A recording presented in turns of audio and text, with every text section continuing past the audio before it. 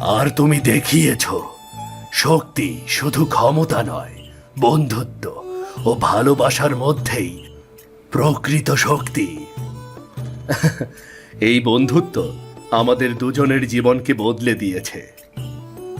আর এটা শুধু শুরু, অনেক কিছু শিখব একে অপরের থেকে।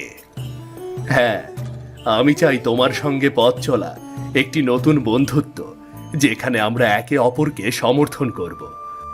এক কাজ করো বন্ধু, তুমি তুমি আমার সাথে আমার রাজ্যে চলো। তুমি আমাকে সাহায্য করবে, আমি তোমাকে রাজ্যের মন্ত্রী হিসেবে ঘোষণা করব।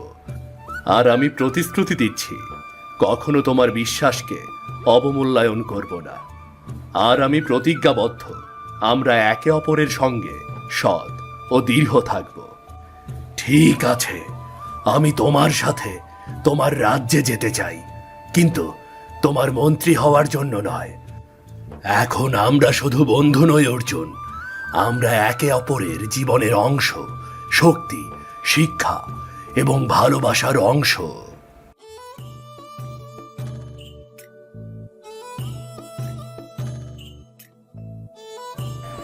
এরপর সেই বহুরূপী জাদুকর রুদ্র অর্জুনের সাথে তার রাজ্যে ফিরে গেল।